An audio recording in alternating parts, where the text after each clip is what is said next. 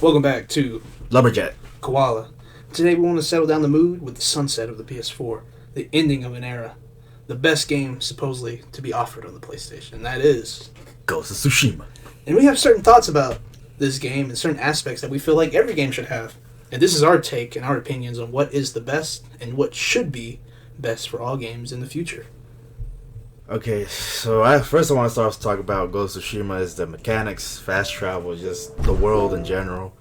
And the fast travel, it's fantastic. I love it. It's a godsend, okay?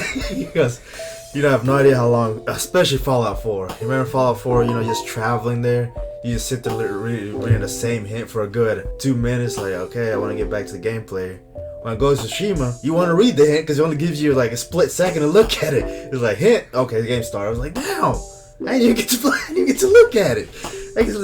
You're trying to teach me mechanics when you're loading too fast. But that's one thing I love about Ghost of Tsushima. The fast travel is so good, and what I like about it is the leveling up. It's not a grind like Assassin's Creed or Far Cry games. Like, it feels natural. Like the way every time Gen Saikai gets a new ability, it feels like he's actually learning it, not just I just press this button, he magically gets it. And then you have to be like the way you get special abilities, your special moves. He doesn't just magically get them by opening a chest or reading a script. He actually learns them while he's fighting, so it feels natural that he's learning it, and not just like, bloop, oh, he got it. He just magically knew how to do it. And what I love the most is how you can change your stances on the fly. Like, just press up a button, you change. It's not, let me load up this menu. Like, it's not like Fallout 4 is like fucking Resident Evil, the briefcase.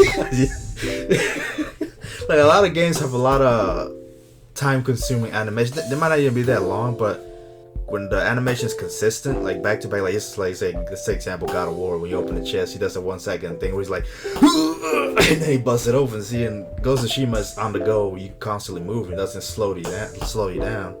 And just the world in general, like, it's open world, but it has a story to tell. Cause you know how some Fallout also have random storylines. You're just like, okay, why is this mission here? All the missions goes to Tsushima.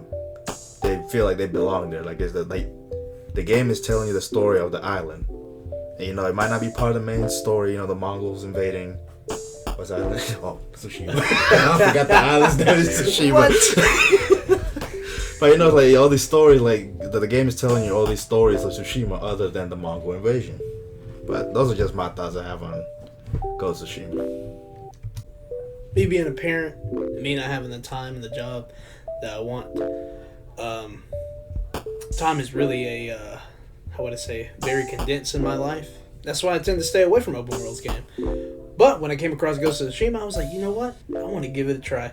Never played Yakuza. Never played any other open world except for Fallout. Just been a big fan of Fallout, and Fallout 4 was just a piece of shit. That's all it was. So I was looking for that game that could get me. I've always been playing Last of Us Part 1, Last of Us Part 2, and just a whole bunch of storyline games. That's all I really cared about. And it wasn't until I seen Lumberjack playing Ghost, and I was like, you know what? I'm gonna fucking get it. And let me tell you something about time.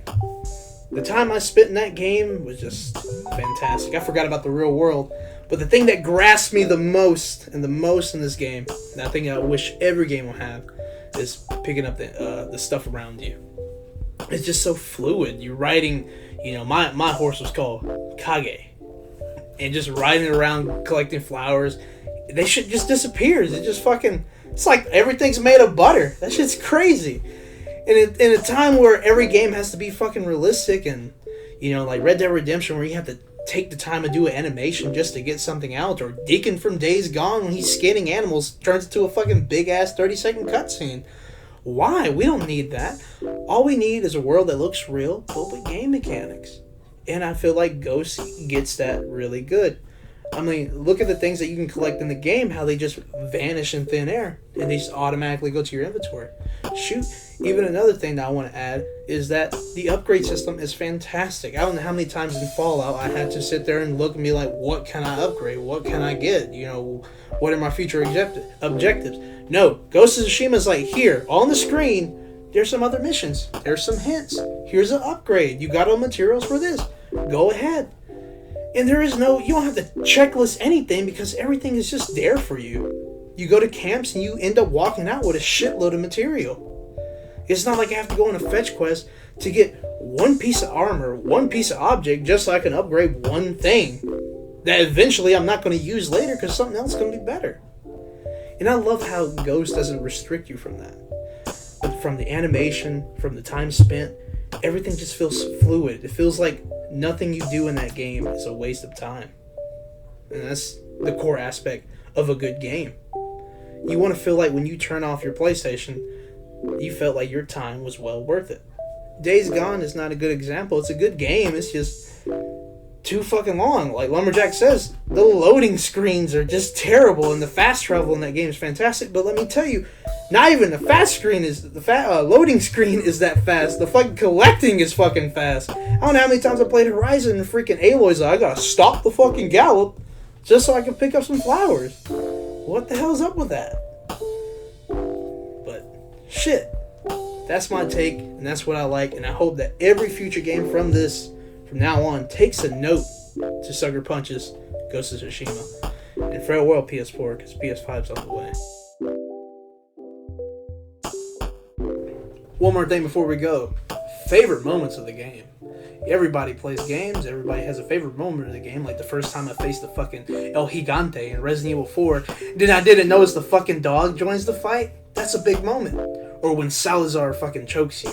But in Ghost, my favorite moment of all time is the Heavenly Strike. I'm sitting there fighting this guy that supposedly learned how to do this move. And you're fighting him in a duel, and the duel's so cinematic-like, and it just feels like an old classic Western samurai type movie, just going out and about. And then all of a sudden it says, Jin Sakai is like, I've been studying your moves, and I learned it. And he's like, there ain't no way. And then it finally lets you do that move. You do the Heavenly Strike on him, and you're just like, oh my god. I just did that. And the game just lets you do it whenever you fucking want, as long as you have those little yellow dots. There's no power up, there's no kill a certain enemy or whatever. It's just so rewarding, like you earned it. You know, you did the tracking, you did that story, and it's just that build up. And I think that's what Lumberjack was really leaning towards when he was talking about his part. That he really loves the build up on everything that you do in that game. You might compare it to Zelda, but I'm sorry. Ghost of Tsushima really knows how to captivate you and keep you in tune with the gameplay no matter how far or how long you play. My favorite scene from Ghost of Tsushima is, you know, when Jin Sakai eventually accepts that he's the ghost. Over the whole story, like from beginning to the third act, it's pretty much the ending of the game. But the whole time, you know, I mean, the game is called Ghost of Tsushima, but the thing about it is, like, he doesn't give himself that name. It's some people start calling him that.